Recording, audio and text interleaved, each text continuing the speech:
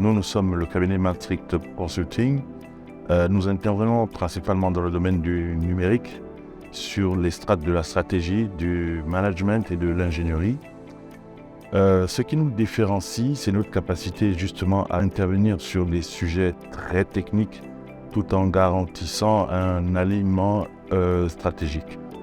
Après, un autre point qui est particulier, c'est que notre cabinet ne vend pas de matériel et ne vend pas de logiciel. Donc c'est principalement du consulting pur.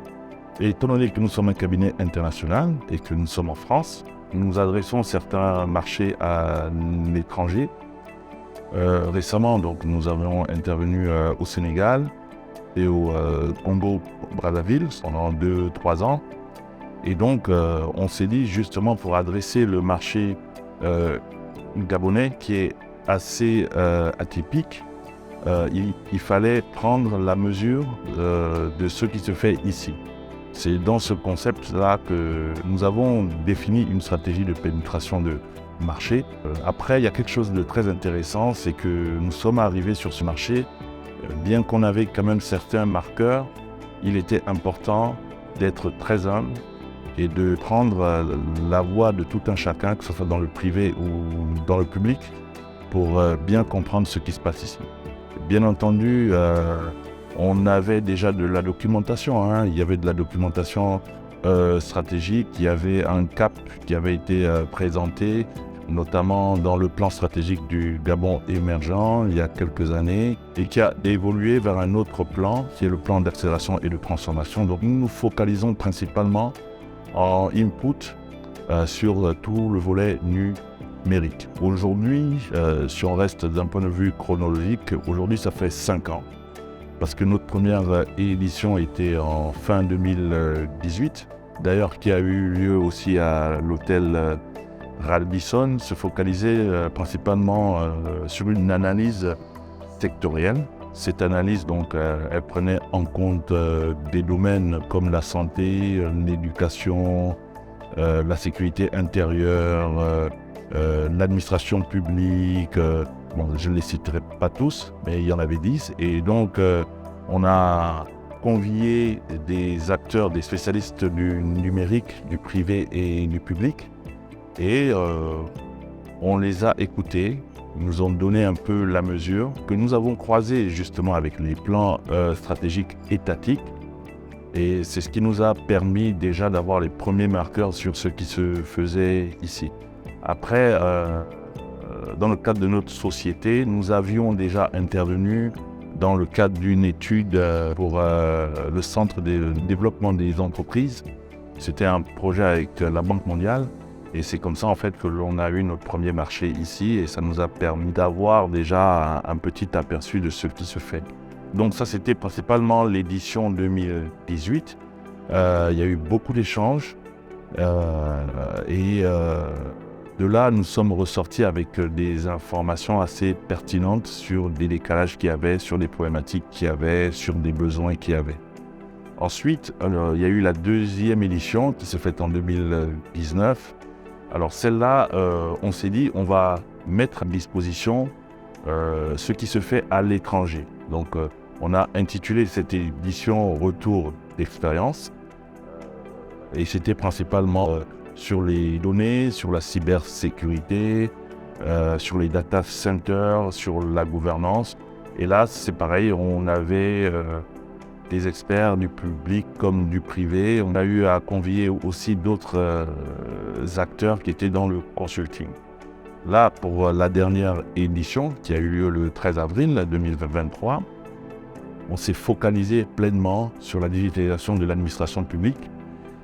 Pourquoi est-ce qu'on s'est focalisé ? Parce qu'entre 2019 et 2023, nous avons pratiqué un petit peu plus l'administration publique dans des entités clés. Nous avons eu des ateliers et là on a constaté que cet alignement stratégique et opérationnel n'était pas tout à fait avéré et donc ça nous a permis de vraiment prendre la mesure un peu plus en profondeur sur les pratiques, sur le cap, par exemple sur les capacités des experts qui étaient sur place, mais aussi de cerner un tout petit peu plus l'écosystème qui est mis à disposition du développement numérique.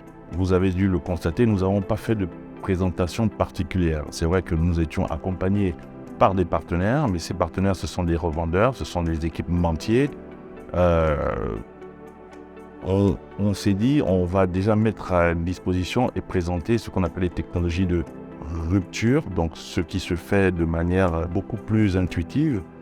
Et l'expérience que nous tirons, c'est que nous avons constaté des problématiques qui existaient en 2018 et qui sont toujours là. Donc ça nous a un peu surpris.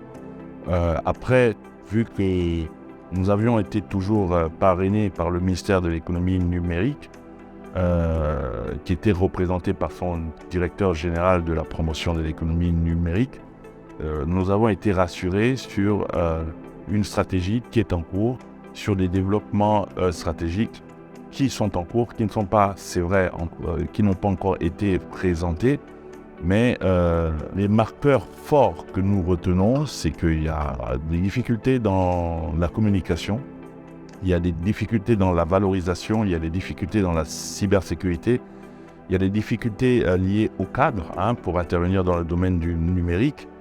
Et donc, ce sont des marqueurs quand même assez pertinents parce que ce sont des freins justement pour les investisseurs comme nous, pour les équipementiers qui veulent venir s'installer ici. Ils ont besoin d'avoir un minimum d'informations, un minimum de cadre clair pour pouvoir se déployer et se développer. Quand on fait la synthèse des 3 éditions, on a travaillé principalement, par exemple, sur l'urbanisation des systèmes d'information, qui est un élément essentiel parce que c'est ce qui va définir le cadre sur tout ce qui est échange, sur tout ce qui est aspect fonctionnel. Comment est-ce qu'on veut traiter l'information entre les différentes entités? Comment cette information est mise à disposition sur la couche, par exemple, applicative?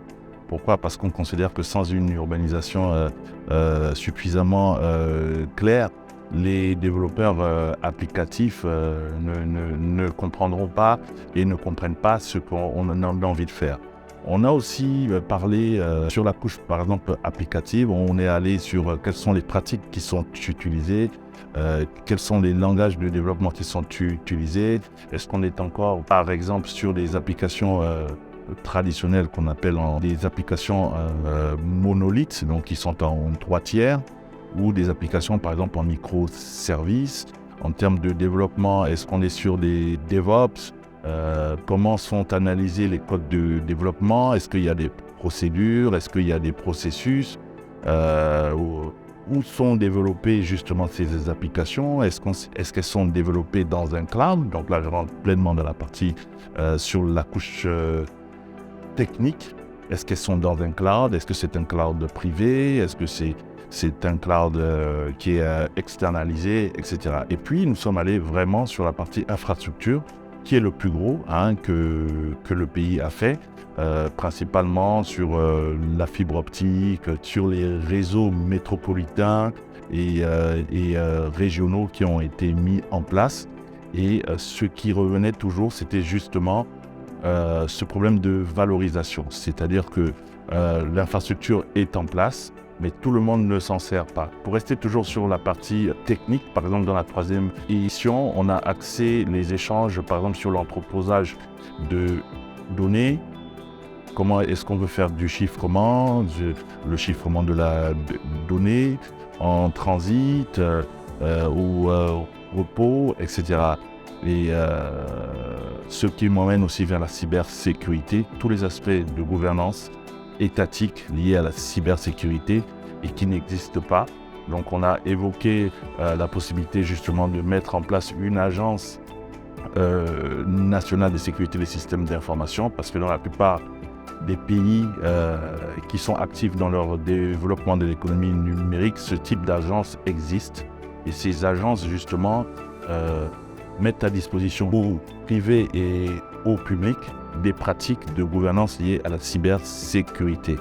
Et enfin, on a parlé de la souveraineté des données, tout en partant du fait que bien qu'il y ait déjà une loi liée à la protection des données à caractère personnel, considérant que cette loi est insuffisante et qu'il faut aller justement vers une loi qui garantit que les données souveraines doivent rester ou doivent avoir une copie localement et c'est ce qui générerait principalement une économie numérique à travers par exemple de la création d'emplois.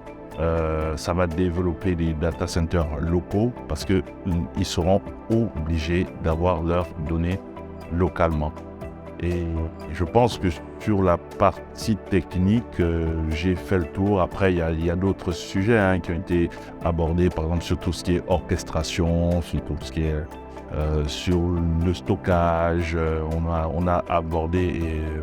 Ah oui, et je terminerai aussi sur un point qui est revenu lors de la 3e édition. C'était justement les difficultés que le pays a sur ce qu'on appelle le middle management, parce qu'on a constaté qu'il y a des experts techniques ici, mais qui ont du mal à transmettre ou à mettre à disposition leurs travaux, parce qu'ils ne sont pas toujours compris par les exécutifs, par leurs décideurs, et donc il manque une espèce de middle management et qu'il faut impérativement mettre en place une roadmap de formation de chef de projet. Voilà.